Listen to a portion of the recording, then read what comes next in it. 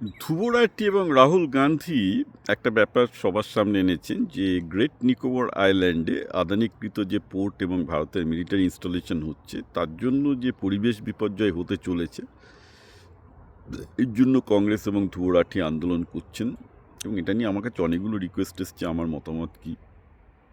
দেখুন, ধ্রুবরাটিটা বোধহয় কালকে ভিডিওটা ছেড়েছে, তো ধ্রুবরাটি তো একটা কথা স্বীকার করেই নিয়েছেন যে ভারতের নিরাপত্তার জন্য এটি দরকার ছিল। কারণ আলটিমেটলি আমরা কি দেখলাম যে স্টেট অফ হরমুজে আমরা কি শিখলাম যে একটা স্টেটকে যদি দখল না করা যায় হবে না। যেমন আপনি যদি ইরানের ব্যাপারটা দেখুন, যে ইরান মানে যদিও বাংলা চ্যানেলগুলো ভুলবার খবর আসছে, ফ্যাক্ট হচ্ছে যে ইরানের তেল ফেল এখনও পর্যন্ত আমেরিকা আটকে রেখেছে, কারণ স্টেটের মুখে আমেরিকা দখল নিয়ে বসে আছে, রাইট?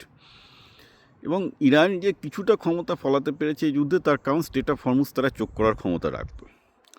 তো ভারতের হাতে যে স্টেটটা চোখ করার ক্ষমতা আছে হচ্ছে স্টেট অফ মালাক্কা, যেখান দিয়ে গোটা 30% গোটা পৃথিবীর 30% ট্রেড যায় অলমোস্ট, মানে স্টেট অফ হরমুজের থেকেও প্রায় দ্বিগুণ ট্রেড হয় এই স্টেট অফ মালাক্কা দিয়ে, কারণ চীনের সমস্ত গুডস ওখান থেকে যায়, সাউথ ইস্ট এশিয়ার ওখান গুডস ওখান থেকে যায়। এবার নিকোবর আইল্যান্ড থেকে ওই স্টেট অফ মালাক্কার দূরত্ব ব্যাপারটা হচ্ছে যে বেসিক্যালি 20-30%-এর কাছা, সরি 200-300 কিলোমিটার্সের কাছাকাছি।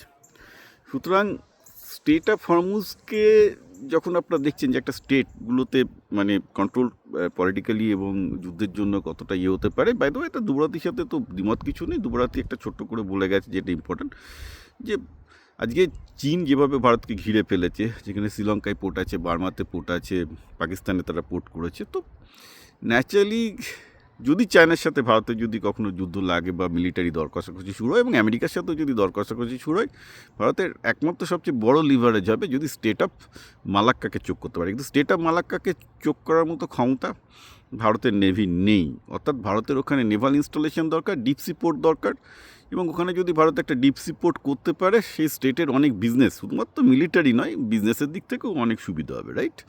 কারণ সেই স্টেটের প্রচুর বিজনেস পাবে। তো ন্যাচারালি ওখানে গ্রেট নিকোবর আইল্যান্ডের 160 কিলোমিটার জায়গা জুড়ে প্রায় সেই আইল্যান্ডের, সেই দ্বীপের 25% গাছ ধ্বংস করে, যার সংখ্যা 1 কোটি বেশি হবে, সেখানকার এক বিরল প্রজাতির কচ্ছপদের ধ্বংস করে, এবং আরও বেশ কিছু বিরল প্রজাতি আছে, আদিবাসী আছে প্রায় 225, যেটা স্পেশাল সভ্য গোষ্ঠীর একটা বিশাল আদিবাসী গোষ্ঠী ধ্বংস করে এই প্রজেক্টটা হচ্ছে। তো ডেফিনেটলি দের আর এনভায়রনমেন্টাল কনসার্ন, দের আর সোশ্যাল কনসার্ন অলসো, তাদের কোনো অস্বীকার করে লাভ নেই। কিন্তু প্রশ্ন হচ্ছে যে এবং এটা করতে গিয়ে হয়তো শর্টকাট নিয়েছে, মানে এনভায়রনমেন্টাল অ্যাসেসমেন্ট ঠিকঠাক করে হয়নি, আদিবাসী অ্যাসেসমেন্ট যা প্রসিডিওর আছে সেগুলো হয়তো ঠিকঠাক করে হয়নি, হুইচ ইজ অলসো ট্রু। কিন্তু ওইটার মধ্যে আমরা যাবো না, কুটকাচালির মধ্যে। যেটা দেখতে হবে যে এটা কী। এখন দেখুন, আমার বলার কিছু নেই এখানে। ধ্রুবরাটি থেকে শুরু করে রাহুল গান্ধীর কথা বাদ দিন, তো ঠিক আছে, তিনি একজন অ্যাক্টিভিস্ট, তিনি পলিটিশিয়ান নন, অতএব তিনি গাছ বাঁচাতে চাইবেন, আদিবাসী বাঁচাতে চাইবেন, ভারতের সুরক্ষা চাইবেন না, that's all right, that's why he is an activist. তার রাজনীতি বা তার কোনো দায়িত্ব নেই, that is a different question.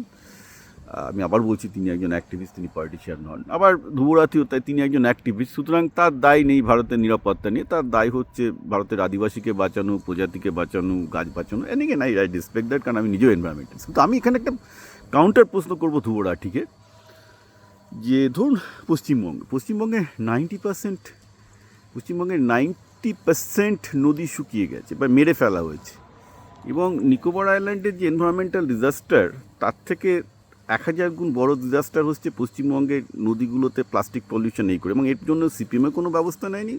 এতদিন তৃণমূল কংগ্রেস ছিল, তাও ব্যবস্থা নেয়নি, এবং বিজেপি ব্যবস্থা নেবে কি না আমি কিন্তু সেটাও জানি না। ওকে, আমি আবার বলছি, জানি না।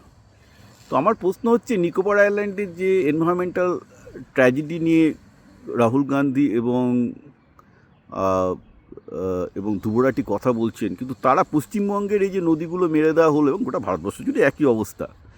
তিস্তার জলধারণ ক্ষমতা 90% কমে গেছে, গঙ্গায় তো পুলি পড়ে গেছে, মানে আমার বাড়ির সামনে নদীটা মরে গেল, মানে মেরে ফেলা হলো সিপিএম এবং তৃণমূলের লোকেদের অত্যাচার। I can give a detail narrative of that. Okay, তো প্রশ্ন হচ্ছে, এইগুলো নিয়ে তো আপনারা কখনো বলেননি। গোটা পশ্চিমবঙ্গ জুড়ে নদীগুলো মেরে ফেলে যে বিপর্যয় হচ্ছে, যে পরিবেশ বিপর্যয় হচ্ছে, আজকে আপনারা 225 জন আদিবাসীর জীবন বাঁচাতে চাইছেন, সত্যি তাদের জীবন endangered, and I salute that. কিন্তু পশ্চিমবঙ্গের যে 10 কোটি লোকের জীবন ধ্বংস হতে চলেছে বিকজ নদীগুলো ধ্বংস হয়ে যাচ্ছে, সেটাকে যে রিভাইভ করা নিয়ে তো আপনাদের কোনো ভিডিও দেখিনি। আজকে যেহেতু ওখানে ভারত একটা সিকিউরিটির জন্য, ন্যাশনাল সিকিউরিটির জন্য একটা পোর্ট প্রজেক্ট করতে বাধ্য হচ্ছে বলা চলে, তখন হচ্ছে। সুতরাং পরিবেশবাদী হওয়া ভালো, সিলেক্টিভ পরিবেশবাদী যেটা রাহুল গান্ধী নিজে বা যেটা দুবরাটি নিতে, এইটা হচ্ছে নিজেদের মানে ভিডিও ভিউ বানানোর জন্য ধান্দাবাজি। আপনারা পরিবেশ নিয়ে আন্দোলন করুন, আমি পাশে আছি, আমি নিজেও পরিবেশবাদী, তো সিলেক্টিভ পরিবেশবাদী হবেন না। পশ্চিমবঙ্গের পরিবেশকে ধ্বংস করা হচ্ছে, সেখানকার 10 কোটি লোক সংকটের মুখে, সেটা নিয়ে কোনো ভিডিও বোধহয় দুবরাটি করবে না। দুবরাটি করবে কোনটা নিয়ে? নিকোবর আইল্যান্ড নিয়ে, কারণ সেটা করলে ফুটেজ খাবে, যেহেতু বিজেপি বিরোধিতা আছে। এবং চলুক, আমি চাই যে দুবরাটি যে বিজেপি বিরোধিতা করছে চলুক, কিন্তু সিলেক্টিভ কেন ভাই? টোটাল করো।